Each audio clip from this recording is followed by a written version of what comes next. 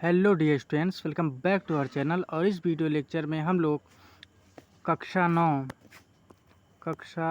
9 अध्याय 8 जिसका नाम है चतुर्भुज, उसके कॉन्सेप्ट को, जो शुरुआती कॉन्सेप्ट है स्टूडेंट्स इस प्रश्नावली का, ठीक है, उसको हम लोग डिस्कस करेंगे।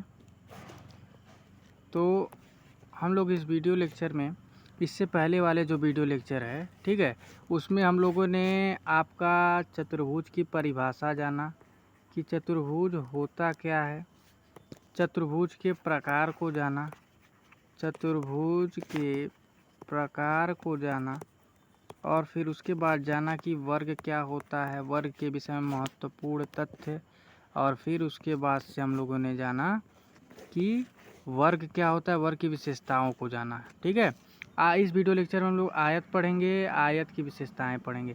तो ऐसा चतुर्भुज जिसकी सम्मुख भुजाएं बराबर हों तो उसे आयत कहते हैं।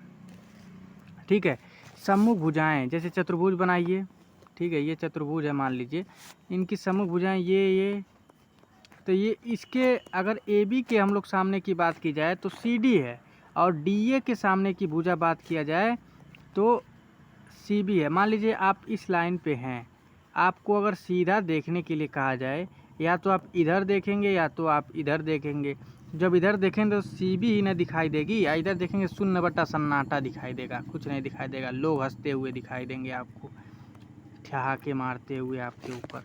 ठीक है, एस्पिरेट की यही लाइफ होती है। ठीक, अब देखिए, अगर आप ए बी से सामने की ओर देखें, या तो इधर देखेंगे या तो इधर देखेंगे, तो यही बोला जाता है सम्मुख भुजाएं आपस में बराबर हों और इसके प्रत्येक अंतःकोण का मान 90 अंश होता है। इसका मतलब ये भी 90, ये भी 90, ये भी 90 और ये भी 90। ठीक है, आयत के विषय में महत्वपूर्ण तथ्य समझे। ये वर्ग की तरह है ना, वर्ग में भी जैसे अंतःकोण 90 अंश का होता था, इसमें भी है, लेकिन इसमें केवल आमने सामने की भुजाएं आपस में बराबर होती हैं। तो हमने यहाँ चित्र में माना है आयत की लंबाई को a, चौड़ाई को b माना है। ठीक है, इस चित्र के अनुसार आयत का क्षेत्रफल होता है लंबाई गुणे चौड़ाई। आयत का परिमाप होता है 2 ब्रैकेट में लंबाई प्लस चौड़ाई। आयत का आप लोग परिमाप लिखिएगा तो ऐसे बराबर करके 2 ब्रैकेट में लंबाई प्लस चौड़ाई। देखिए, हमने बोला था, पिछले वाले वीडियो लेक्चर में बता चुका हूँ, परिमाप कभी भी बोले सभी भुजाओं का योग।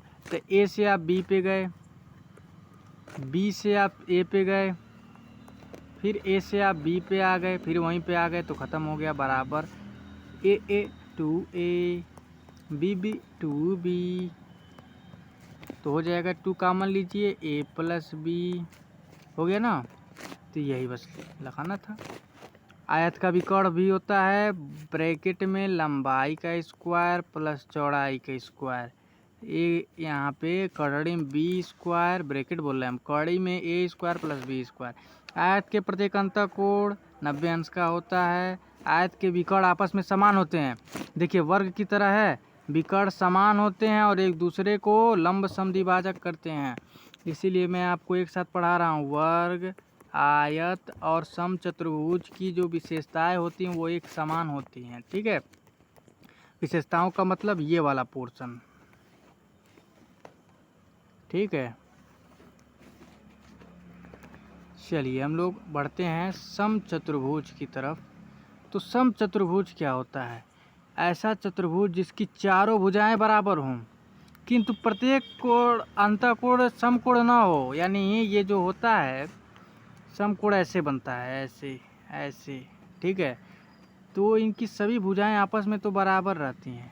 ठीक है, अगर ये 4 है तो ये भी 4 है, ये भी 4 है, ये भी 4 है, लेकिन ये जो कोणवा होता है ना, ये बराबर नहीं होता है किसके? 90 अंश के। ठीक है, बराबर नहीं होता है किसके? 90 अंश के। ठीक है, उसे समचतुर्भुज कहते हैं। तो देखिए, परिभाषा तो वर्ग की तरह दिख रहा है, लेकिन यहाँ पे समकोण नहीं होता है। केवल समचतुर्भुज के महत्वपूर्ण तथ्य देखिए। समचतुर्भुज की चारों भुजाएं बराबर होती है। समचतुर्भुज के विकर्ण बराबर एवं लंब समद्विभाजक होते हैं। देखिए, ये वर्ग और आयत की तरह है कि नहीं है। समचतुर्भुज समांतर चतुर्भुज भी होता है, समानांतर चतुर्भुज भी होता है। समचतुर्भुज, ये जो तीसरा पॉइंट है, आपको आगे वाले वीडियो लेक्चर में चाहे इस वीडियो लेक्चर में बताएंगे तो पता चल जाएगा समांतर चतुर्भुज किसे कहते हैं। समचतुर्भुज का क्षेत्रफल होता है 1/2 गुणे पहला विकर्ण गुणे दूसरा विकर्ण। समचतुर्भुज का जो क्षेत्रफल होता है वो आधा होता है किसका, पहला विकर्ण क्या है AC मान लीजिए यहाँ पर, गुणे दूसरा विकर्ण क्या है BD, सब गुणा गुणा होता है इसमें, ठीक है। हाफ ऑफ AB गुणे AC गुणे BD।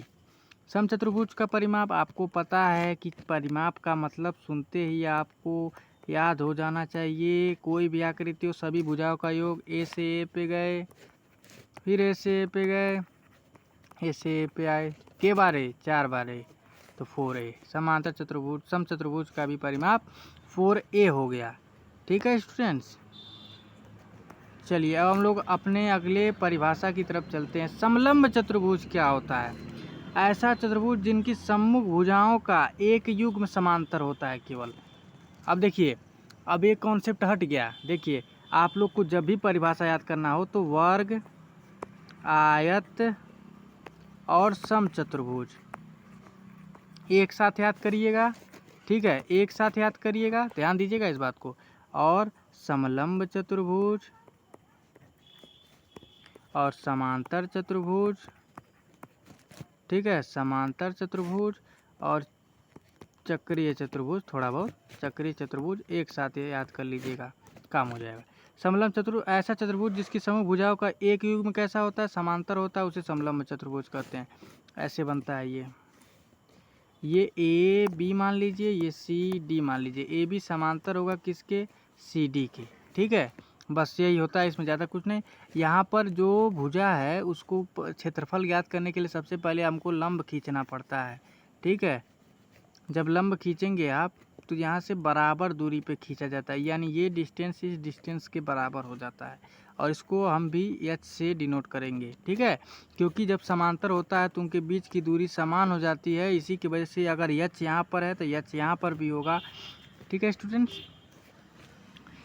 तो महत्वपूर्ण तथ्य समलंब चतुर्भुज के बारे में ज़्यादा कुछ आपसे पूछा नहीं जाएगा क्लास 9th में, चाहे अन्य किसी भी कंपटीशन में आप तैयारी कर रहे हो, चाहे कुछ भी IIT वगैरह कुछ भी आप करें, ठीक है, या अन्य किसी कंपटीशन की भी तैयारी कर सकते हैं, उसमें इससे ज़्यादा नहीं पूछा जाता है। समलंब चतुर्भुज का क्षेत्रफल जो होता है 1/2 गुणे समांतर भुजाओं का योग, यानी समांतर भुजा कौन है, ये और ये है ना, AB + DC इंटू ऊंचाई। इसी ऊंचाइया को ज्ञात करने में बच्चों की हालत ख़राब हो जाती है, लेकिन हम ऐसा आपको ट्रिक बताएंगे तुरंत ऊंचाई निकल जाएगा। ऊंचाई निकालने के लिए सबसे पहले फार्मूला याद करना, कर्ण का स्क्वायर बराबर लंब का स्क्वायर प्लस आधार का स्क्वायर, ठीक है, इतना चीज़ याद होना चाहिए, ठीक है स्टूडेंट्स। तो समलंब चतुर्भुज का क्षेत्रफल 1/2 गुणे समांतर भुजाओं का योग गुणे ऊंचाई। समांतर चतुर्भुज ये इम्पोर्टेंट है स्टूडेंट्स, इसको आप लोग इम्पोर्टेंट कर लीजिए। इसी पे आपका जो है प्रश्नावली 8A लग जाएगा, 8B लग जाएगा, शुरुआती प्रश्नावली इसी पे लगेगा 8A और 8B, ठीक है स्टूडेंट्स। तो ऐसा चतुर्भुज जिसकी समूह भुजाओं के दोनों युग्म समांतर हों उसे समानांतर चतुर्भुज कहते। दोनों युग्म समांतर हों, दोनों युग्म समांतर हों तो उसे समांतर चतुर्भुज कहते हैं। दोनों युग्म समांतर हों तो उसे समांतर चतुर्भुज कहते हैं। समांतर चतुर्भुज के विषय में कुछ महत्वपूर्ण, समांतर चतुर्भुज की समूह भुजाएं कैसी होती हैं, बराबर होती हैं, ये इसके बराबर, ये इसके बराबर, ठीक है। ये बहुत ध्यान से याद कीजिएगा इसको, देखिए मैं यहाँ पे लिख भी दिया हूँ एक्सप्लेन करके, ठीक है। समांतर चतुर्भुज में सम्मुख कोण बराबर होते हैं, यानी कोण B बराबर कोण D हो जाएगा। कोण B जो होगा बराबर हो जाएगा किसके, कोण D के, और कोण A बराबर हो जाएगा कोण C के। जैसे मान लीजिए अगर आप इस कोने पे खड़े हैं, अगर आपको सामने देखने के लिए कहा जाए तो आप इधर देखेंगे जी, या इधर देखेंगे, इधर देखेंगे 0 सन्नाटा, इधर देखेंगे तो DC दिखेगा, तो सामने कौन है, C है। अगर यहाँ पे आप खड़े हो जाएं पॉइंट पे, अगर आपको सीधा देखना हो या तो इधर देखेंगे या तो इधर देखेंगे तो D हो जाएगा।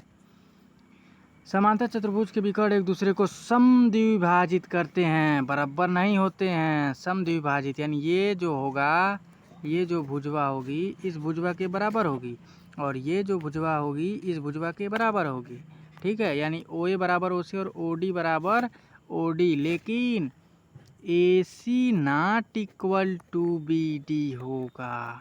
अब क्यों होगा? आपके प्रश्नावली में एक सवाल दिया है, अगर हो जाएगा तो क्या हो जाएगा? तो मैं आपको पहले बता दूं, अगर ये दोनों बराबर हो जाएंगे ना, दोनों बराबर हो जाएंगे, दोनों विकर्णवा AC और BD बराबर हो जाएंगे तो ये चतुर्भुजवा क्या बन जाएगा? आयत बन जाएगा। इसी की वजह से नहीं होता है। समांतर चतुर्भुज में कोण A प्लस कोण D बराबर 180 अंश और कोण C प्लस कोण B बराबर भी 180 अंश, कोण A प्लस कोण B बराबर भी 180 अंश, कोण C प्लस कोण D बराबर भी 180 अंश। कैसे होगा? क्रमागत अंतःकोण से। ये आप प्रश्नावली 6 में पढ़ चुके हैं। जो जब दो रेखाएं समांतर होती हैं तो अंतः क्रमागत कोण से इन दोनों का जो योग होता है, इन दोनों कोणों का 180 अंश हो जाता है। समांतर चतुर्भुज का क्षेत्रफल क्या होता है? सीधे आधार गुणे ऊंचाई लगाइएगा। ठीक है, आधार गुणे ऊंचाई, आधार गुणे ऊंचाई। ठीक है, अब लास्ट बचा है प्रकार आपका चक्रीय चतुर्भुज। छोटा सा टॉपिक है, इसको आपको वृत्त में पढ़ना है, इसीलिए मैं केवल परिभाषा बस लिखवाया हूँ। ठीक है, चक्रीय चतुर्भुज ऐसा चतुर्भुज जिसके चारों शीर्ष वृत्त पर हों उसे चक्रीय चतुर्भुज कहते हैं। इसका महत्वपूर्ण तथ्य ना, एक का चीज़ याद करना पड़ता है, इसका विकर्णवा जो होता है ना, देखिए इसका विकर्ण जो होगा वो वृत्त के व्यास के बराबर हो जाता है। इसीलिए मैं इसको ज़्यादा नहीं एक्सप्लेन करूँगा, ये आप में पूछा उछा नहीं है। ठीक है, ये आपको जब वृत्त चैप्टर पढ़ाऊँगा तो बहुत अच्छे से बताऊँगा।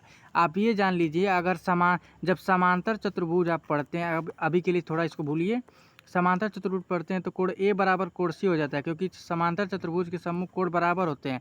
लेकिन जब आप चक्रीय चतुर्भुज पढ़ेंगे तो इसके सम्मुख कोणों का योग 180 अंश हो जाता है। यानी कोण B प्लस कोण D बराबर 180, कोण A प्लस कोण C बराबर 180 अंश। ठीक है स्टूडेंट्स, कंफ्यूज मत होइएगा, ये बहुत ही अच्छा टॉपिक है। ठीक है, सो इस वीडियो लेक्चर में हम लोगों ने चतुर्भुज के प्रकार को पूरी तरीके से ख़त्म कर दिया है। आगे आने वाले चैप्टर में हम लोग प्रश्नावली 8A को स्टार्ट करेंगे और उसके सभी प्रश्नों को हल करेंगे। तब तक के लिए आप मेरे इन पिछले दोनों लेक्चरों को तैयार कर लीजिए, जो भी मैं चतुर्भुज बताया हूँ, चतुर्भुज के प्रकार और चतुर्भुज के प्रकार का डिफिनीशन पूरा और महत्वपूर्ण तथ्य। Thanks for watching students, like share and subscribe to our channel.